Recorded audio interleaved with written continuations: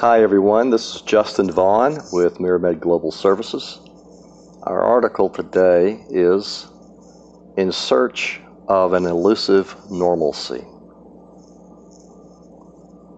Enduring months of shutdowns, letdowns, and economic slowdowns has had its cumulative effect on the national psyche. If that weren't enough, many communities are currently experiencing widespread tumult in the wake of the tragic killing of George Floyd. The nation's nerves are frayed as it deals with dueling crises, and for many, fear and uncertainty abound. People are ready for a return to normalcy, to a time before masks and layoffs and quarantines. They want to go back to those days of relative peace and prosperity when places of learning and entertainment and worship were fully open and when friends could meet and embrace without fear of social shaming. This section is entitled, A New Normal. When, however, will we be able to go back to normal? That's the great question that most of us have. Then there are those who ask, will things ever get back to normal? Will it ever be the way it was? This line of questioning is the result of statements from certain experts and opinion makers to the effect that the coronavirus will permanently change the way we live. Certain protocols and social norms and government rules from the COVID era may in fact remain in place, we're told. As an example of the continuance of certain COVID healthcare waivers, Kellyanne Conway, senior counselor to the president, said that President Trump would like telehealth access to continue, quote, long after the virus is completely vanquished, end quote. Seema Verma, CMS administrator, seemed to echo that sentiment when she stated that the president, quote, has made it clear that he wants to explore extending telehealth benefits more widely, end quote. She went on to say that the agency is in the process of rulemaking, and she expected some provisions that had been extended during the pandemic temporarily to become permanent. This section is entitled, A Tentative Return. Despite the lingering effects of COVID, a majority of states are in the midst of phased-in or full-blown reopening. This means that many hospitals across the country are at least attempting to ramp back up to normal pre-COVID case levels, including elective surgeries. Nevertheless, the reported U.S. death rate due to coronavirus continues to climb above 100,000, making some patients think twice about getting that hip or shoulder addressed for the present. Consulting firm Healthcare Dive has provided an indication of what hospitals can expect going forward in this regard based on the findings of separate surveys undertaken in the last several days.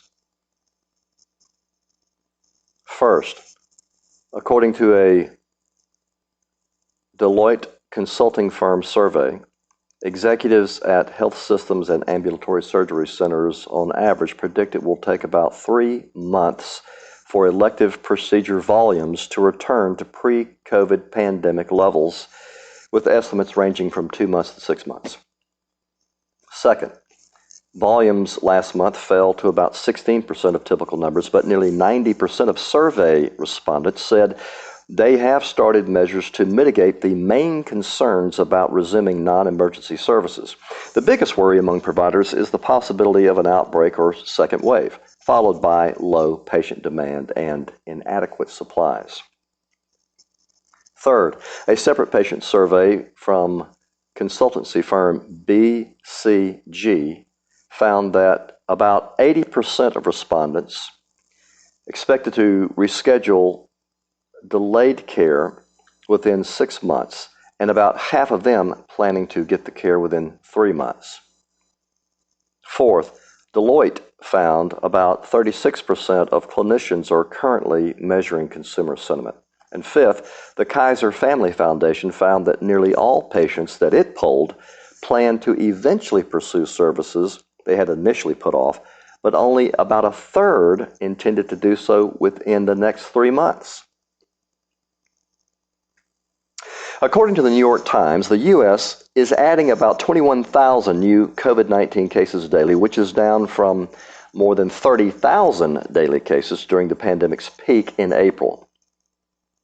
As the nation slowly reopens, some cities are seeing dozens of new cases a day, while others report hundreds. Becker's Hospital Review has provided the following regional snapshot of COVID cases as of June 2nd.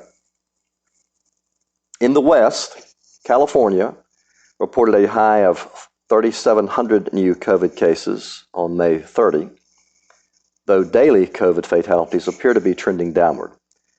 COVID infection rates in Washington's King County, that's where Seattle is, have remained too high for the county to enter the second phase of Governor Jay Inslee's reopening plan, unlike most other counties in the state.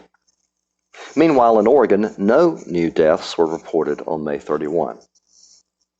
In the Southwest, no new COVID-related deaths were reported May 31 in Nevada's Clark County, where Las Vegas resides. COVID cases and hospitalizations recently spiked, however, in Arizona, with officials reporting 790 new cases on May 30. This is the state's highest daily total since the pandemic began. Texas reported 1,950 new cases on May 31, breaking its former record of 1,855 new cases on May 28. As to the Northeast, the number of new cases in New York steadily declined in May. New Jersey and Connecticut have also both reported sharp decreases in new cases.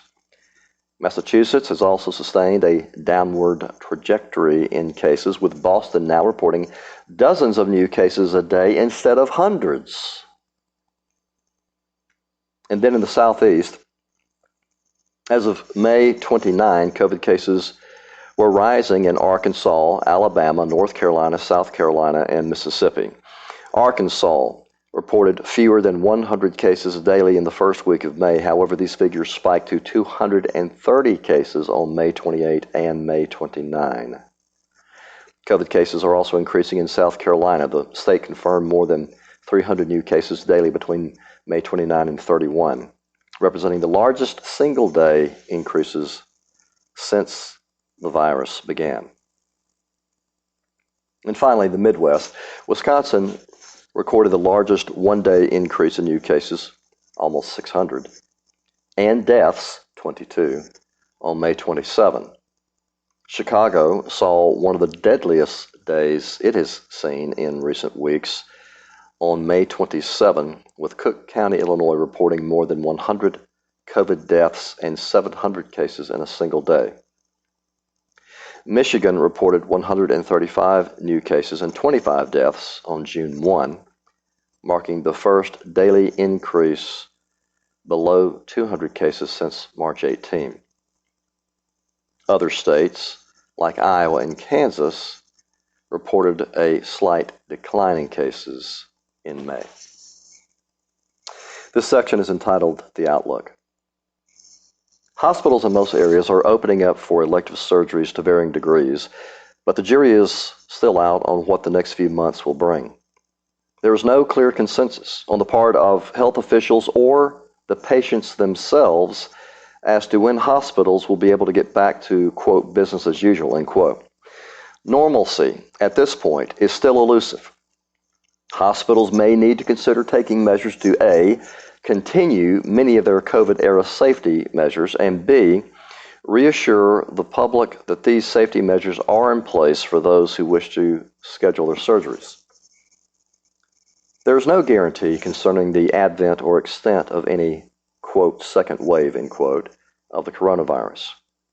While hospitals must plan for such a contingency, they must also provide care in the present for those who have already put off certain procedures. It will be up to each facility to determine the extent to which they can safely and sufficiently provide elective surgical care to patients in need of such services.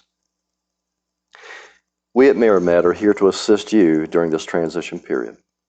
please reach out to us at info@miramedgs.com to see what we can do for you. Thank you.